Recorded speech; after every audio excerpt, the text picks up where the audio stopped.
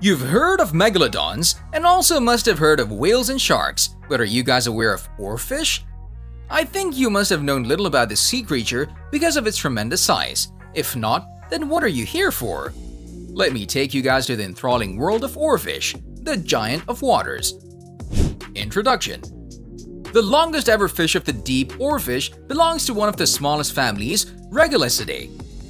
They're also called oarfish because the long rod-like pelvic fins that hang below their head resemble oars. And for enhancement of the viewer's knowledge, let me clear one thing. This family has the rarest oceanic species in it. This clearly means that oarfish are also a rare fish that is found in the waters, and due to its rareness, very little is known about the sea creature. But don't get upset, because we might uncover a lot of unheard facts about oarfish. Physical features. What do you think its size would be? 10 feet, 15 feet, or 20 feet? You guys will be amazed to know the height of oarfish. An oarfish is usually 26 feet long, but it's also confirmed by some laboratory studies that it can reach up to 55 feet. Geez, even longer than normal human size. This is a stunning truth, and on the basis of its size, it has also been named giant oarfish. In its early days of discovery, oarfish was often compared with eels because of their physical appearance and also their style of locomotion. But later on, the studies revealed that they're not eels but a rare form of fish living their lives under the waters. Fishes are distinguished from other families because of their backbone, which means they're vertebrates, and the giant oarfish is also a vertebrate. That's why the wrong assumptions about them were cleared. Due to this fact, the giant fish is the longest and the most elaborated bony fish that has ever been found on this planet. Yes, their long body is plain and flat and tapers off towards the end. Oarfish live in the deep sea about 1,000 meters deep in the water. They're found abundantly in the temperate and tropical seas. The giant oarfish is seldom found on the surface of the seas. The giant oarfish doesn't have a swim bladder, that's why their locomotion process is different from other fish. They keep themselves motionless. Only the dorsal fins help them to locomote. Draping vertically in the dark depth of the ocean, the oarfish swings its crest-like fins to keep itself stable for locomotion. A very clever shot that makes the fish quite hard for predators to spot from above or bottom. The artificial light is when thrown to its body, it shines beautifully. A beautiful silver color comes out. The light highlights the full length of its apparently continual tail and its long tendrils that help for movement in the water. Instead of scales, they have a silvery coat of material called guanine. The surface of their skin is soft and can be damaged easily. Some mariners say that the oarfish emit electric shocks when they're touched or when they feel threatened. Its body is even and scaleless. Seldom seen in their natural domain, oarfish are the true enigma of the deep waters. They can weigh up to 600 pounds, but despite their gigantic size and weight, they're still the most harmless creatures in the ocean. You guessed right. Yes, largest, yet harmless. They don't give any harm to humans because of their toothless and small mouths. But still, their tremendous size develops a sense of horror and terror. They only live on small fish, squids, and sometimes on planktons as well. Most of the oarfish that have been founded by humans are decayed and dead on the beaches. It's not confirmed, but some studies showed that they come to shallow waters at the end of their life cycles to die, or are forcefully taken up because of the extreme tides and waves. What's specific, however, is the fact that all the individuals that were found had their tail section missing. A 12 feet long oarfish was found in Sweden and was studied immediately. The studies show that there were no marks of teeth biting on its tail section. The fish also lived for probably many years, even after losing the tail section. And there's also a fact that all the oarfish had the same part that was cut off, which means the same exact spot. It also means that the oarfish can possibly perform autonomy. Not confirmed, but possible, they can do it.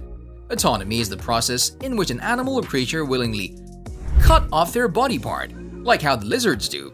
But why oarfish do this is still veiled.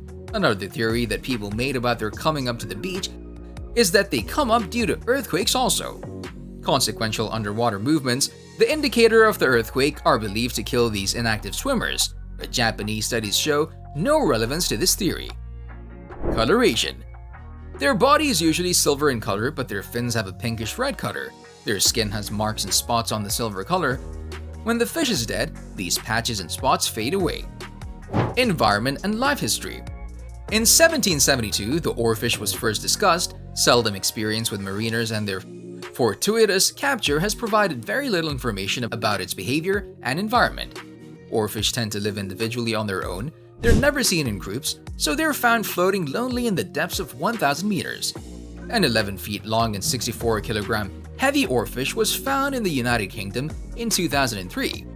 Their flesh is not appetizing and tastes like gelatinous goo.